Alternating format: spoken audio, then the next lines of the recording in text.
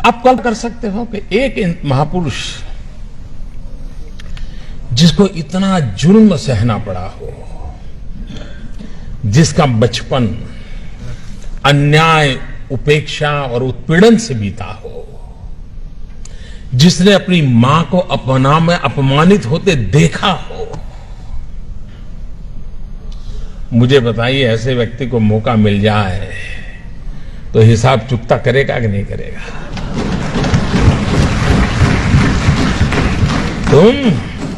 तुम मुझे पानी नहीं भरने देते थे, तुम मुझे मंदिर नहीं जाने देते थे, तुम मेरे बच्चों को स्कूल में एडमिशन देने से मना करते थे।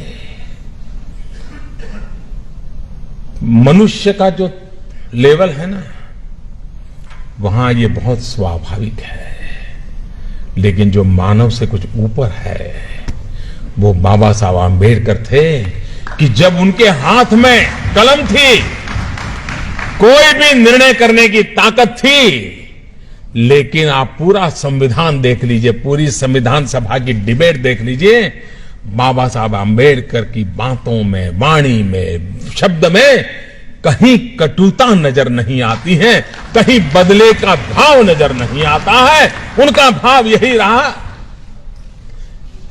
और वो भाव क्या था? मैं अपने शब्दों में कह सकता हूं कि कभी कभार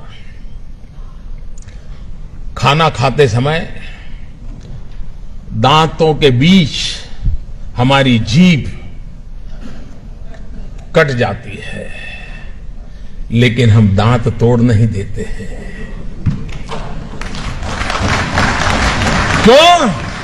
क्योंकि हमें पता है दांत भी मेरे हैं, जीभ भी मेरी है। बाबा साहब आंबेडकर के लिए सवर्ण भी उनके थे और हमारे दलित, पीड़ित, शोषित भी दोनों ही उनके लिए बराबर थे।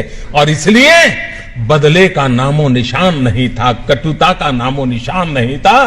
बदले के भाव को जन्म न देने का और समाज को साथ लेके चलने की प्रेरणा देने वाला प्रयास बाबा साहब आंबेडकर की हर बात में झलकता है। और ये देश 125 करोड़ का देश बाबा साहब आंबेडकर का हमेशा हमेशा ऋणी रहेगा, जिसने देश की एकता के लिए अपने जुल्मों को दबा दिया, गाड़ दिया, भविष्य भारत का देखा और बदले की भावना के बिना समाज को एक करने की दिशा में प्रयास किया है। क्या हम सब, हमारे राजनीतिक कारण कुछ भी होंगे, पराजय को झेलना बड़ा मुश्किल होता है, लेकिन उसके बावजूद भी जय और पराजय से भी समाज का जय बहुत बड़ा होता है, राष्ट्र का जय बहुत बड़ा बता होता है। और इसलिए उसके लिए समर्पित होना यह हम सबका दायित्व बनता है।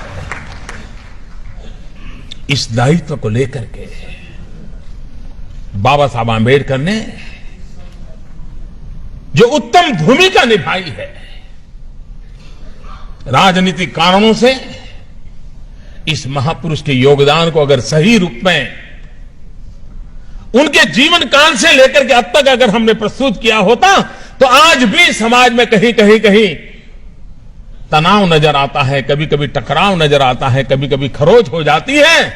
मैं दावे से कहता हूं, अगर बाबा साहब आंबेडकर को हमने भूला न दिया होता तो ये हाल न हुआ होता। दोस्तों, अगर बाबा साहब आंबेडकर को फिर से एक बार हम उसी भाव के साथ, श्रद्धा के साथ जन सामान्य तक पहुंचाने का प्रयास करेंगे तो ये जो कमियां है वो कमियां भी दूर हो जाएगी। वो ताकत उस नाम में है, उस काम में है, उस समर्पण में है, उस त्याग में है, उस तपस्या में है, उस महान चीजें जो हमें देकर के गए उसके अंदर पड़ा हुआ है। और उसकी पूर्ति के लिए हम लोगों का प्रयास होना बहुत आवश्यक है।